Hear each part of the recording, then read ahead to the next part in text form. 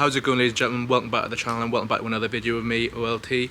This one is going to be about the 5 things I've hated about the Mercedes-Benz EQA, as you can see over my left shoulder there.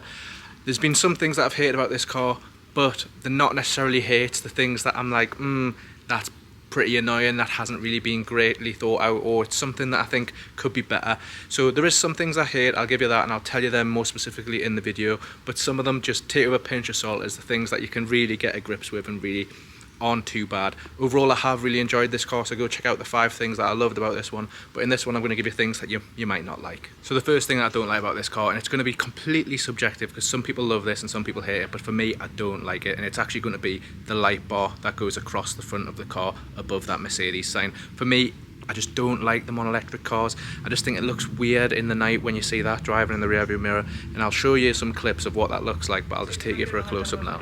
So in the daylight you can see that only the headlights or daylight driving lights will actually come on for this one, and that the light bar isn't actually on. But if I get close enough for you, you will be able to see that that is actually a light bar that runs across the whole front of the vehicle. Again, like I'll say, it's something that's completely personal opinion. You might love it, you might hate it. I'm just telling you as part of the video that I don't necessarily like the front design light bars on these electric cars. It's the same with the Golf, and it's just something that I'm not a massive fan of. So that is going to be the first thing that I dislike rather than hate about the front of this Mercedes EQA. So for all the praise I've given this car on its interior in other videos, the second thing that I hate about this car is actually going to be a Mercedes problem as a whole, and it's going to be the gear selector stick there. As you can see on that little stick, you can see reverse, neutral, park and drive. That is the gear selector on automatic Mercedes vehicles. I just don't like it there whatsoever. In other cars, you're used to that being either your lights, your indicator, your cruise control, a variety of different things, but in this one it is the gear selector. In other cars, you used to come in at the centre console, a twisted dial, flick up and down a switch, whatever it might be, and I just think for me, I know it's a classic Mercedes thing and they're never ever ever going to change that because that's what they're known for. Everyone knows Mercedes have it there. For me, it just doesn't work. More specifically, probably about it that I don't like then, is the fact that to go into reverse, you press it up, and to go into drive, you press it down. Personally, I think that should be the other way around because you're almost pressing down, in my eyes, to come backwards, if that makes sense, and reverse to go forwards, which counteracts what they're actually doing. Obviously, drive, you're going forward, reverse, you're going backwards. So for me, as a whole, I just think the stick on Mercedes is a bit frustrating. They're never going to change it. I understand that, but that for me is going to be something I disliked about this one. The third thing I don't like about this one, again, I know I give the interior of this car so much praise, but it's only going to be this centre console bit that I don't like. I just think it's really bland and really boring, but there's 2 main aspects that I don't like about it. In one, you can counter, which is what I've done now. Leaving this space open looks a lot nicer than having this bit closed, and that just feels really cheap and sort of not very high quality plastic, because it's not at the end of the day. It's piano black as well, so that gets covered in dust and fingerprints. So I think a counter for this is to just leave that fully open like that. It looks much better as it's open, and it's more practical as well while it's open. So I just think that isn't great whatsoever.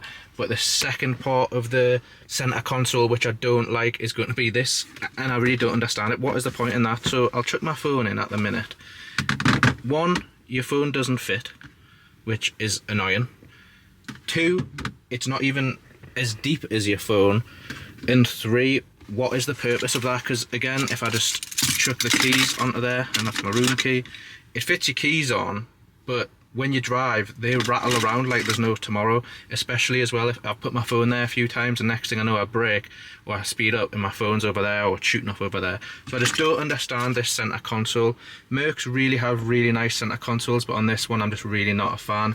This plastic doesn't look nice, and it's cheap and tacky and covered in dust and fingerprints, and this really weird little placeholder that I don't quite understand at all. So that's going to be the third thing. Dislike / hate number 4 for me in this video is actually going to be something which, again, you can counter and easily solve if you want to, and it's going to be these climate control buttons on here. So if you take, for example, a Range Rover, an Audi, Mini Cooper, VW, pretty much every car brand you can think of, what do you expect from the climate control? Whether it has physical dials or it's all on the screen, you kind of expect to always be able to see the temperature or the fan speed or where the fans are being directed. In this one you can't. So I know in the bottom corners of that infotainment system you can see 18 degrees on either side, but you can't see what speed the fans are blowing at, and there is actually no real climate control screen on one of these, and that just makes it a bit harder to understand. You also don't know what speed the blowers are coming out at unless you touch this setting, and then you get blower setting 4, 5, 6, whatever, blower control off. But when you're on Apple CarPlay, which I'll show you now when this disappears, if I click that off, then you go on Apple CarPlay, you then lose what temperature you're at, and there's no way of showing on here what temperature the car is set to or where the blowers are going to either. So you can't see whether it's directing it onto the windscreen, to your feet, to the center of your body. You can't see any of that, and the only way you can tell that all this is changing is you can see that it kind of puts 19 degrees there, but on CarPlay there's that white feature behind which makes it quite difficult to see. And I just think that's a bit annoying, something that could have maybe changed. There's no way to always see what setting you're on, what temperature you have it on, or where the fans are actually blowing to. Obviously that is such a petty dislike and hate, but when you're so used to seeing in every other car those sort of dials or an infotainment screen directly for your climate, it just makes it a bit more confusing about this Mercedes, which I know some people won't like, so I just thought I'd include it into this video for you. So the fifth and final thing that I'm going to say that I've disliked / hated about this car is going to be something that I picked up on and something that my girlfriend picked on is a little bonus in for you. So the first thing is actually going to be how the interior quality changes on this one. The interior of this car, the seats, the steering wheel, the leather, the dashboard infotainment system and digital dash, all those absolutely spot on, perfect, lovely, premium feeling stuff. The problem where it changes is some of the scratchy parts of this car, which I just don't know why they've done, because they're actually really minimal. I'll show you now what I mean, and I just think it's something Mercedes could have changed. There's no real need to change that plastic material, and I think if they had done something slightly different, put leather there or a little bit more premium plastic, if that's even a thing, it would have made the inside of this car feel a lot more expensive. But when you're spending 45, upwards of 50 grand on this car now, with everything included, and you get the AMG line and the higher range model like this one is, you would think, you know, maybe just give her a little bit better material on the inside. So let's spin the camera around, then you'll see that this whole area is just premium as anything. It's absolutely lovely. The leather on the steering wheel is absolutely brilliant. The seats with the Alcantara and the red stitching are absolutely fantastic. But you then come over here, you get the Alcantara extended, you get this Mercedes embroidered plaque where it's got all the little stars, as you can see. But then when you get to this bit, this is the part I don't understand. The silver I'm not a massive fan of. I don't mind it, it doesn't actually bother us too much, but my girlfriend definitely didn't like the silver. It's the aspects around the silver though. It's this scratchy plastic that you get here, the scratchy plastic that you get on the door card, and then the underside of all the dashboard is all that scratchy material. Why they didn't just extend this sort of perforated leather down here, I'm not sure. Obviously it's to cut costs and to save money, and people don't necessarily complain about it, but that is just something I think that, especially here, you can see where the change goes from. You might not be able to pick it up on the camera because of the dark, but you can see where the change goes from the leather to the scratchy plastic. I just think it's a bit annoying again here as well. Leather there and then scratchy plastic straight away, but it's surrounded by such nice quality premium features like the Alcantara, the leather on the steering wheel, and I know that this is piano black, but it still looks premium. So I just think that aspect could have been better from Mercedes in this one. I did say I would give you a little bonus sort of thing that my girlfriend and I picked up on this one, and it's actually going to be that on this steering wheel you have every sort of instrument cluster under the sun apart from one thing that you might not think of off the top of your head, and it goes for also into the middle. So not only is it not on the instrument cluster on the steering wheel, it's not anywhere on this center console. And that is going to be skip, pause, play, back, forward, whatever you want to call it, for your media. It's not on here whatsoever. So for ages I was thinking, how on earth do I change the song on this without going into Apple CarPlay, because at the time my maps was set up, so I didn't want to go into Spotify to change the song.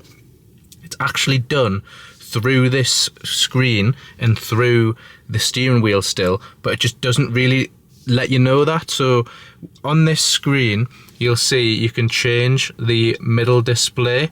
So at the minute you got your trip, go down you get eco display, further down your range, consumption, attention assist, and then you get your media, and below your media you get your map. So I knew you could flick through this and change these options, but I didn't realise there was a media aspect of it. So partially my fault, partially not. But when you do get a media, you can then swipe this little bit over to the right, to the left, to skip songs, play songs, whatever you want to do. So that was something that took us a while to find out, and it's just different to your sort of modern day cars. You tend to always have a play, back, forward, skip, whatever in the middle of your steering wheel somewhere, or in the center console. So that was just one more thing that I didn't like that I had to sort of find out myself. So it's not a hate whatsoever. I can't really say it's a hate, because the feature is there. It's just a little bit difficult to find in the way that you've got to, if you're sitting with your map on, you then have to come up off your map to skip song to then go back to your map. It's just a bit more convoluted way of doing things, but that's the way modern tech is. You've got to click through screens these days, I suppose. So ladies and gentlemen, those have been the 5 things that I've hated about the Mercedes EQA. They're not all hates, they're not all absolutely terrible, and they're not all things that you're going to hate either. Remember, these videos are completely opinion based, completely subjective. What I dislike isn't going to be something you dislike necessarily, but they're just 5 things that I haven't liked or I thought could be better about this one. So I hope you've enjoyed. I hope you sort of understand those features and where I'm coming from. Those might be things you dislike, and those might be things that you think, that I can live with them, but that's the purpose of the video, for you to get an idea of what you might not like or you might not understand about this car.